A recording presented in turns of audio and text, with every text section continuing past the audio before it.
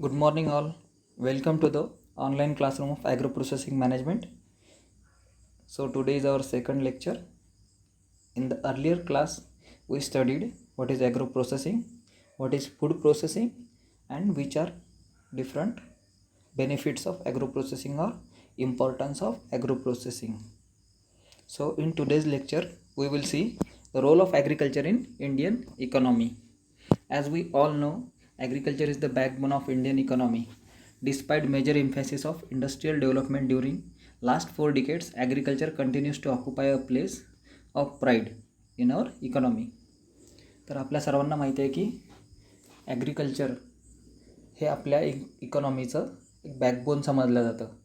2 दिवस आधी government of इंडियाने जे ग्रोथ रेट डिक्लेअर केलेले आहेत आपल्या देशाचे, त्यामध्ये सुद्धा हे प्रूव्ह झालेलं आहे की लास्ट क्वार्टरमध्ये जी आपली ग्रोथ आहे त्यामध्ये जवळपास बाकी जे सेक्टर्स आहेत, इंडस्ट्रीयल सेक्टर म्हणा किंवा सर्व्हिस सेक्टर म्हणा, हे मायनसमध्ये सुरू आहेत त्यांची ग्रोथ रेट. आणि फक्त सध्या एकच असं सेक्टर आहे की ज्यामध्ये 3.4%नी ग्रोथ आहे. तर ॲग्रिकल्चर याचं महत्त्व इंडियन इकॉनॉमीमध्ये किती आहे हे आपण यावरूनच समजू शकतो.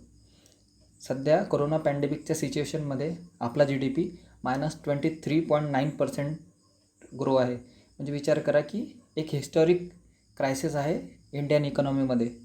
But still the agriculture sector is growing in the positive rate. तर आपण पाहूया की रोल ऑफ ॲग्रिकल्चर काय आहे किंवा ॲग्रो प्रोसेसिंग इंडस्ट्रीचा काय रोल आहे Indian इकॉनॉमीमध्ये.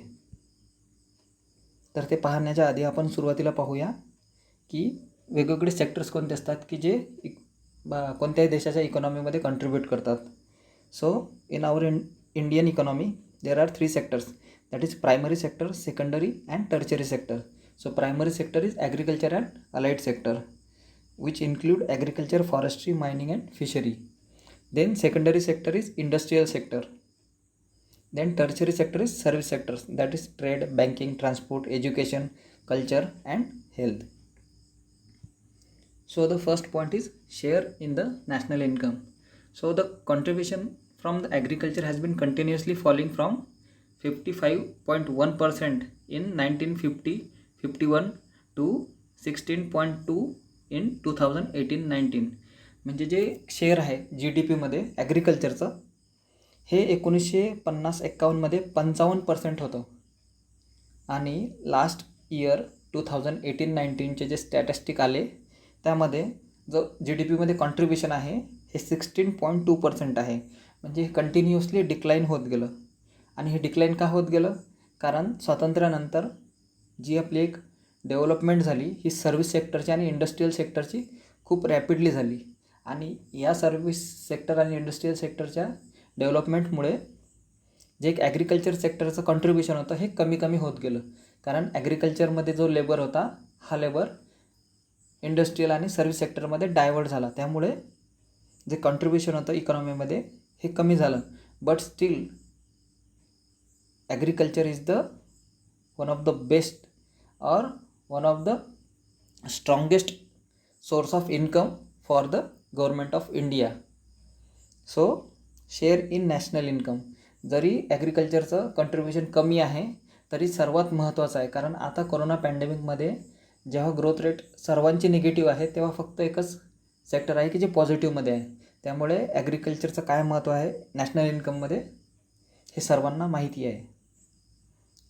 Then the next one is largest employment providing sector. As we all know, in India, agriculture is the main source of employment. In 1950-51, there was about 70% population of India was engaged in the agriculture for their livelihood. म्हणजे स्वातंत्र्यानंतर जवळपास 70%पेक्षा जास्त लोक हे एम्प्लॉयमेंटकरिता ॲग्रिकल्चरवर depend होते. आणि last इयरनुसार 2018-19नुसार सध्याही 52%पेक्षा more than 52% peoples are engaged in the agriculture. So agriculture is the largest employment providing sector in the country. Then provision of food surplus to expanding population. So because of heavy pressure of population in the labor surplus economies like India and its rapid increase in demand for the food increases at fast rate, म्हणजे जे भारताची population आहे ही rapidly increase होत आहे. Near about 1.35 billion म्हणजे 135 करोड सध्या आपली लोकसंख्या आहे. आणि या लोकसंख्येची जी अन्नाची गरज आहे ही भागवण्याकरिता जो एक महत्त्वाचा रोल असतो व ॲग्रिकल्चर पूर्ण करतो. The demand for food grain is expected to increase to 280.6 million ton. म्हणजे जी गरज आहे सध्या 1.35 बिलियन लोकांची अन्नासाठी जी गरज आहे ही सध्या एक्सपेक्टेड आहे 280.6 million ton. But in 2020-21 India is expecting record food grain production at almost 298.3 billion tons to be precise. म्हणजे खरीपमध्ये 149.92, 149.92 in kharif and 148.4 in rabi. म्हणजे या येणाऱ्या सीझनमध्ये 2020-21मध्ये जे आपलं प्रोडक्शन आहे एक्सपेक्टेड हे 298.32 मिलियन टन आहे. सध्या डिमांड काय फूड ग्रेनची 280.6 million tonnes.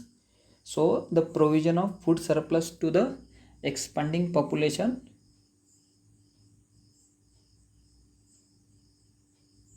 then meeting this demand would require about 2% growth per annum. म्हणजे ही डिमांड जर पुन्हा कंटिन्यू ठेवायची असणार म्हणजे ही डिमांड जर परिपूर्ण करायची असणार या सेक्टरनी ॲग्रिकल्चर सेक्टरनी तर जो ग्रोथ रेट आहे आपला ॲग्रिकल्चरचा फूड ग्रेन प्रोडक्शनचा हा कंटिन्युअसली 2%नी इन्क्रीज असला पाहिजे. कारण 2025मध्ये ही जी डिमांड आहे ही जवळपास 333 मोर दॅन 333 मिलियन टन राहणार. त्यामुळे कंटिन्युअस जो ग्रोथ रेट राहणार फूड ग्रेन प्रोडक्शनमध्ये हा 2% पर इयर असला पाहिजे. So the provision of food surplus to expanding population. Then the next point is capital formation. Unless the rate of capital formation increases to a sufficient high degree, economic development can't be achieved. Agriculture play a big role in pushing capital formation. म्हणजेच जे capital formation आहे agriculture सेक्टरमध्ये हे जास्त प्रमाणात झालं पाहिजे. कारण कॅपिटल फॉर्मेशन जर झालं तरच ॲग्रिकल्चरचं जो शेअर आहे हा जास्तीत जास्त वाढणार. Because there is a general agreement on the importance of capital formation in the economic development.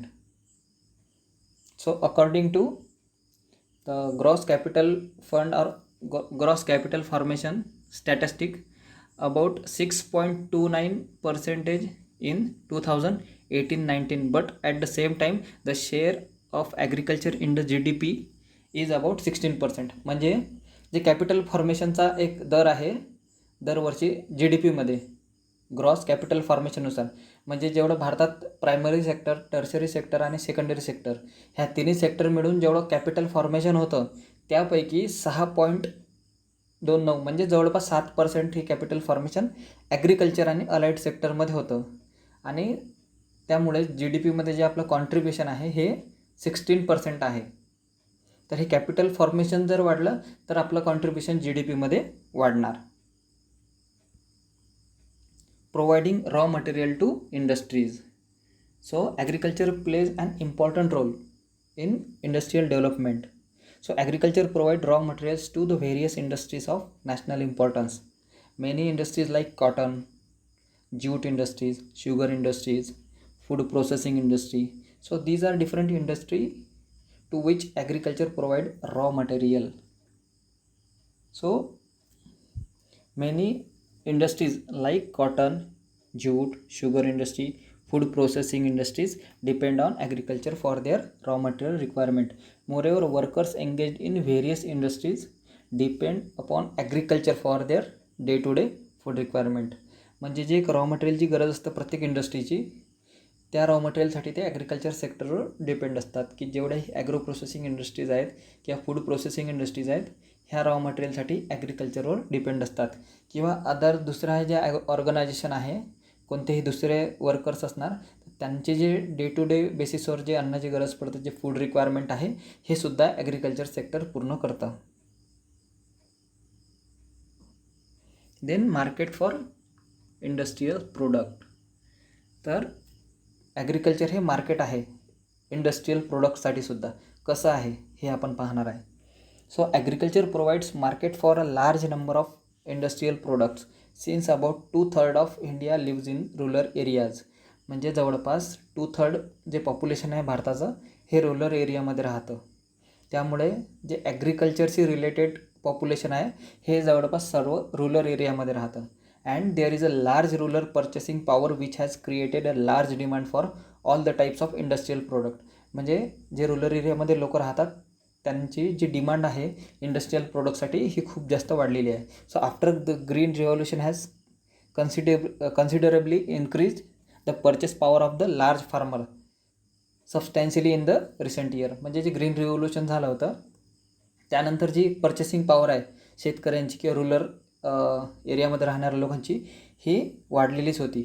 आणि काही गोष्टी आहेत जशा like soaps, detergent, clothes, cycles, scooters, radios, television, torch, LED batteries etcetera. म्हणजे यांची जी डिमांड आहे रुरल एरियामध्ये ही वाढली होती.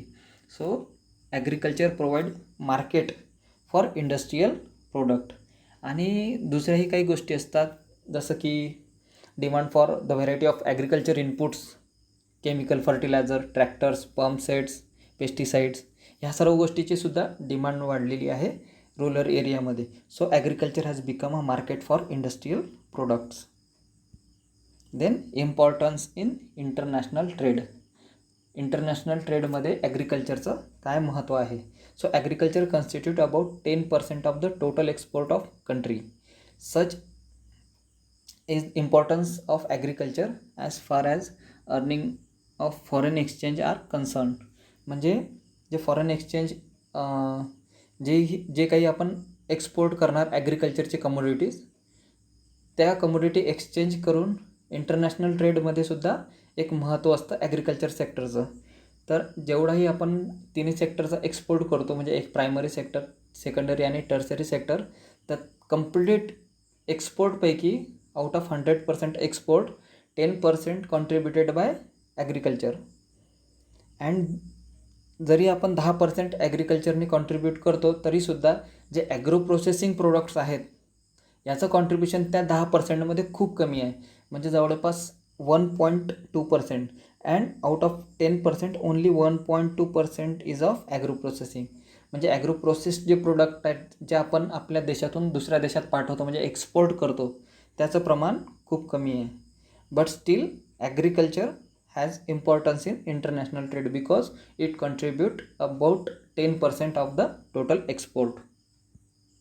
Then earner of foreign exchange. म्हणजे ज्या आपण गोष्टी आता एक्सचेंज करणार आहोत किंवा एक्सपोर्ट करणार आहोत तर त्या एक्सपोर्टच्या बदल्यात जो काही पैसा मिळणार त्याला आपण म्हणतो foreign exchange. So the export of different agriculture commodities like tea, cotton, coffee, jute, fruits, vegetables, spices, tobacco, sugar, oil, cashew kernels, etc. play important role in earning foreign exchange because agriculture play an important role in Indian economy as a foreign exchange through the different commodities as I mentioned. तर ह्या ज्या जेवढ्या commodity आहे T, coffee, jute, fruits, vegetable ह्या सर्व export केल्या जातात आपल्या देशातून दुसऱ्या देशामध्ये. तर याचा एक्सपोर्ट किती आहे जवळपास जेवढं एक्सपोर्ट करतो त्याच्या 10% ह्या ॲग्रिकल्चरचं एक्सपोर्ट असतं. So it will help to earn the foreign exchange.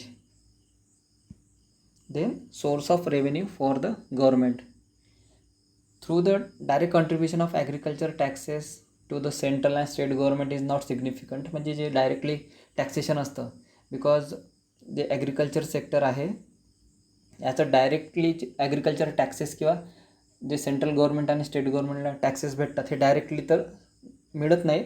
But still the total revenue in terms of land revenue, irrigation charges, tax imposed on the commodities purchased by the cultivators. म्हणजे जे काही land revenue दिला जातो हा खूप जास्त प्रमाणात आहे. त्यानंतर जे इरिगेशन चार्जेस पे केले जातात, त्यानंतर जे टॅक्सेस आहेत वेगवेगळ्या कमोडिटीवर. मग वेगवेगळ्या कमोडिटी कोणत्या म्हणजे जे शेतकरी विकत घेतात की ट्रॅक्टर्स किंवा सीड्स, फर्टिलायझर्स, ॲग्रोकेमिकल्स म्हणजे ज्याही प्रकारच्या कमोडिटी ॲग्रिकल्चरमध्ये किंवा फार्मिंगमध्ये वापरल्या जातात त्या सर्व गोष्टीवर जो टॅक्स दिला जातो हा टॅक्स खूप जास्त प्रमाणात असतो आणि हा सोर्स आहे रेव्हेन्यूचा फॉर द गव्हर्मेंट. म्हणजे कृषीमधून आपल्या शासनाला किंवा गव्हर्मेंटला किती % रेव्हेन्यू मिळतो हे सुद्धा पाहिलं जातं. जास्तीत जास्त ज्या ॲग्रिकल्चर कमोडिटीज आहे ह्या रेल्वेनी ट्रान्सपोर्ट केल्या जातात. तर रेल्वेने जेव्हा ह्या सर्व गोष्टी ट्रान्सपोर्ट केल्या जातात तर तिथे फ्राईट चार्जेससुद्धा पे केले जातात. हे खूप जास्त प्रमाणात असतात आणि यामुळे गव्हर्मेंटला खूप जास्त इन्कमसुद्धा होतं. देन व्हॅल्यू ॲडिशन म्हणजे ॲग्रो प्रोसेसिंगचं काय महत्त्व आहे किंवा काय रोल आहे हे सांगायचं झालं तर आपण सांगू शकतो की value addition. Because value addition value addition means it is a conversion of agriculture products to the substances which have textural, sensory and nutritional properties. म्हणजे व्हॅल्यू ॲडिशन करणं म्हणजे काय असतं की एखादा प्रोडक्ट आहे, सपोज आपण एक्झाम्पल घेऊया व्हीट आहे आणि व्हीटपासून आपण फ्लोअर तयार केलं म्हणजे गहू आहे, गव्हापासून आपण गव्हाचं पीठ तयार केलं म्हणजे काय झालं, व्हॅल्यू ॲडिशन झालं. आणि पुढं त्याच गव्हाच्या पिठापासून आपण बिस्किट्स तयार केले म्हणजे आणखी त्यामध्ये व्हॅल्यू ॲडिशन झालं. तर आपण व्हॅल्यू ॲडिशन कशाला म्हणू, एका ॲग्रिकल्चर प्रोडक्टचं कन्व्हर्जन असतं एका पर्टिक्युलर प्रोडक्टमध्ये ज्याला एक पर्टिक्युलर टेक्स्चर आहे, सेन्सरी आहे आणि न्यूट्रिशनल प्रॉपर्टीज आहेत, त्याला आपण म्हणतो व्हॅल्यू ॲडिशन. तर व्हॅल्यू ॲडिशनचा काय रोल आहे ॲग्रो प्रोसेसिंग इंडस्ट्रीची डेव्हलपमेंटमध्ये किंवा इंडियन इकॉनॉमीमध्ये त्याचा काय रोल आहे. जर एखाद्या प्रोडक्टचं व्हॅल्यू ॲडिशन केलं तर त्याची सेल्फ लाईफ वाढणार, त्यामुळे तो प्रोडक्ट जास्त दिवस टिकणार. बरोबर आहे. तर agro processing industry is widely recognised as a sunrise industry in India having a huge potential of uplifting agriculture economy. जो सध्या ॲग्रो प्रोसेसिंगचं पर्सेंटेज आहे आपलं हे सर्वात कमी आहे. बाकी देशांची सोबत तुलना जर केली तर आपण खूप मागे आहोत. So out of total agriculture production only 7% is processed in India comparing to other countries. म्हणजे आपलं जेवढं सध्या प्रोडक्शन आहे जे काही 284 बिलियन टन्स मिलियन टन जेवढं प्रोडक्शन आहे आपलं, त्या प्रोडक्शनपैकी फक्त आपण 7% ॲग्रिकल्चर प्रोडक्ट हा प्रोसेस करतो. आणि बाकीच्या देशांसोबत जर तुलना केली तर हे खूप कमी आहे. Near about 23% is agro processing in China, then 40% in Thailand, 45% in Philippines and 88% of agriculture produced in UK is processed. म्हणजे व्हॅल्यू ॲडिशनला आपल्या देशामध्ये सध्या खूप स्कोप आहे. So value addition also play important role in Indian economy. Then reduce post harvest losses. जे agro processing केलं जातं त्या ॲग्रो प्रोसेसिंगमुळे पोस्ट हार्वेस्ट लॉसेस हे कमी झालेले आहेत. नियर अबाउट आपल्या देशामध्ये 30% किंवा 30%पेक्षा जास्त पोस्ट हार्वेस्ट लॉसेस होतात. So due to the processing of agriculture produce the post harvest losses are reduce due to increase in shelf life, quality of product by value addition. म्हणजे value ॲडिशनमुळे जे काही सेल्फ लाईफ वाढणार किंवा त्या particular प्रोडक्टची quality changes होणार किंवा ज्यावर टेक्स्चरल, सेन्सरी आणि प्रॉपर्टी चेंज होणार, त्यामुळे काय होणार की त्या प्रोडक्टची लाईफसुद्धा वाढणार आणि लाईफ वाढल्यामुळे त्या प्रोडक्टचा लॉस कमी होणार. दरवर्षी जे फ्रूट्स, व्हेजिटेबल ज्या काही गोष्टी आहेत ज्या पेरिशेबल नेचरमध्ये असतात, ज्या 2 किंवा 3 दिवसापेक्षा जास्त टिकू शकत नाहीत, जर त्या गोष्टींचं प्रोसेसिंग झालं तर त्या गोष्टींची म्हणजे की त्या व्हेजिटेबल्सची, फ्रूट्सची सेल्फ लाईफ वाढवल्या जाणार आणि ते आपण जास्त काळापर्यंत टिकवून ठेवू शकणार. So value addition or agro processing reduces the post harvest losses. About 5 to 30% of agriculture produce is wasted while harvesting, transportation, handling, storage. Many agriculture products like vegetable and fruits which are more perishable in nature contribute more to the post harvest losses. म्हणजे जे काही agriculture produce असतं त्या agriculture produce आपण जेव्हा harvest करतो तेव्हासुद्धा काही प्रमाणात लॉसेस होतात. त्यानंतर आपण जेव्हा ते स्टोअर करतो किंवा हँडलिंग करताना किंवा जेव्हा आपला पर्टिक्युलर शेतातून माल आपण ट्रॅक्टरमध्ये किंवा कोणत्याही व्हेकलनं घेऊन जातो तेव्हा ट्रान्सपोर्ट करताना जे काही नुकसान होतं हे नुकसान भारतामध्ये सर्वात जास्त आहे. नियर अबाउट मोर दॅन 30% हे पोस्ट हार्वेस्ट लॉसेस होतात. So by using value addition और by agro processing we can reduce this losses. तर आपण आज वेगवेगळे रोल पाहिलेले आहेत की कोणते कोणते रोल प्ले करतं. तर सुरुवातीला आपण पाहिलं होतं की contribution in the national income, म्हणजे ॲग्रिकल्चरचं नॅशनल इन्कममध्ये काय महत्त्व आहे. त्यानंतर आपण पाहिलं largest employment providing sector, agriculture is the largest employment providing sector. Then provision of food surplus to the expanding population, ज्या वाढत्या लोकसंख्येच्या फूड रिगार्डेड ज्या गरजा आहेत हे पूर्ण करणंसुद्धा एक ॲग्रिकल्चरचा रोल आहे महत्त्वाचा. देन कॅपिटल फॉर्मेशन, कॅपिटल फॉर्मेशनमध्ये सुद्धा महत्त्वाचा रोल असतं ॲग्रिकल्चरचा. Then it provide raw material to the industry, agriculture provide raw material to the industries, many industries like cotton, jute, sugar, food processing and other industries. Then market for the industrial product, जो काही शेतकरी वर्ग आहे, जो 2/3 population आहे आपल्या देशाची, ही rural एरियामध्ये राहतं, हे मार्केट आहे इंडस्ट्रियल प्रोडक्टसाठी. Then importance in international trade, जो काही आपला एक्सपोर्ट होतो त्या एक्सपोर्टमध्ये 10%पेक्षा जास्त एक्सपोर्ट हे आपलं ॲग्रिकल्चर अँड अलाइड सेक्टरचं असतं. Then earner of foreign exchange, जो काही एक्सपोर्ट होतं त्यामुळे फॉरेन एक्सचेंज अर्निंगसाठी सुद्धा मदत होतं. Source of revenue for the government. Then value addition and then reducing post-harvest losses. So in this way today we studied the role of agriculture in the Indian economy. So thank you and thank you for watching video.